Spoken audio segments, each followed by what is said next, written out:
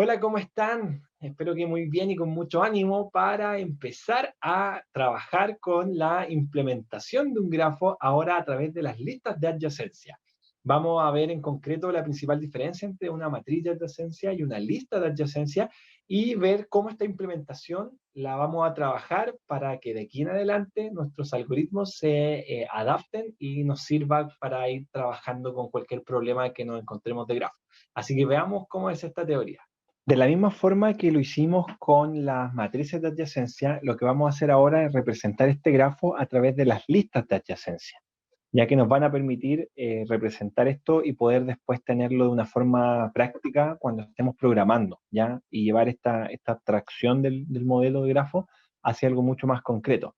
Entonces, lo que vamos a hacer cuando trabajemos con las listas de adyacencia es crear una lista cuyo interior ya, o cada uno de los valores de esta lista corresponde a una nueva lista. Entonces, ustedes me van a decir, ¿y qué son las listas? Entonces, aquí un spoiler. Lo que vamos a hacer nosotros cuando programemos esto es representarlo como un vector de vectores, ¿ya? Y en estricto rigor es un vector de vectores de pares. ¿Y cómo va a funcionar esta lista de adyacencia? Entonces, yo voy a tener acá, voy a dibujarlo aquí en grande. Acá está mi lista, ¿cierto? Una lista, o me equivoqué, espérenme, una lista cuyos elementos van a corresponder a los nodos que yo voy a tener, ¿cierto? Dentro de mi grafo. En este caso yo tengo el nodo 0, el 1, el 2, el 3 y el 4, ¿ya? Y por cada uno de estos nodos, lo que yo voy a tener es una nueva lista, o en este caso cuando lo programemos, un nuevo vector, que me va a tener todos los nodos que yo puedo visitar desde este nodo que estoy tratando de representar. A eso le llamamos como vecinos, ya era un concepto que no les mencioné anteriormente, pero por ejemplo, el 0, ¿qué vecinos tiene? El 0 puede ir al 1, puede ir al 2 y puede ir al 4. Por lo tanto, yo aquí voy a tener un nuevo vector cuyo tamaño va a ser 3, ¿ya? Y va a corresponder a los tres vecinos que yo puedo alcanzar desde el nodo 0. En el caso del 1, yo tengo dos vecinos, ya yo puedo ir solo a 2, por lo tanto voy a encontrarme con un vector de tamaño 2. En el caso del nodo 2, yo puedo ir al 0, al 3 y al 4, por lo tanto, de la misma idea, yo voy a encontrarme ahora con un vector cuyo tamaño va a ser 3. En el caso del nodo 3, yo del 3 puedo ir al 1, al 2 y al 4, por lo tanto también voy a encontrarme con un nuevo vector cuyo tamaño va a ser 3, y finalmente los nodos que yo puedo alcanzar desde el 4, o sea, sus vecinos, van a ser el nodo, ¿cierto? 0, 2 y 3. Entonces, ¿qué es lo que vamos a agregar en el interior de nuestros vectores? Entonces, la forma típica o la que generalmente podemos encontrar es que yo voy a tener el valor del nodo al cual puedo llegar. Por lo tanto, el 0 tiene como vecino al 1, tiene como vecino al 2, ¿cierto? Y al 4. Ya en el caso del 1 tengo al vecino 1 y tengo al vecino 3. En el caso del 2 tengo el 0, 3, 4. 0, 3, 4. En el caso del 3 sería 1, 2, 4. 1, 2, 4. Y en el caso del 4 sería 0, 2, 3. ¿Ya? Esa es la típica que vamos a encontrar para representar un grafo. ¿Se fijan? Yo a partir de esto tengo la misma representación de las relaciones de la derecha.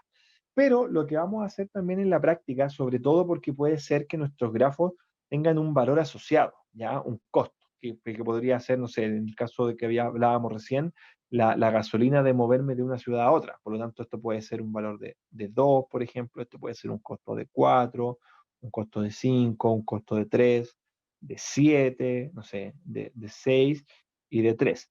Por lo tanto, lo que yo voy a poder hacer acá con esta lista es que en cada uno de los elementos de este vector encontrarme con un par que va a representar el nodo al cual yo voy a llegar, o sea, mi vecino, y el costo de llegar a ese vecino. Por ejemplo, para ir del 0 al 2, perdón, del 0 al 1, yo tengo un costo 2. Por lo tanto, ¿qué es lo que voy a hacer yo acá?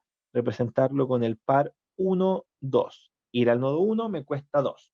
Del nodo 0 al 4 me cuesta 6 y del 0 al 2 me cuesta 7. Por lo tanto, yo puedo representar el 2 con un costo 7 y llegar al 4 con un costo de 6. ¿Se fijan?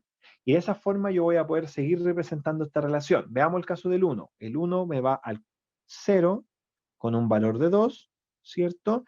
Y me va al 3 con un valor de 4.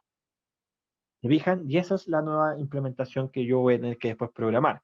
En el caso del 2 me puedo mover al 0 con un costo de 7, 0 con un costo de 7, al 3 con un costo de 3, 3 con un costo de 3, y al 4 con costo de 3.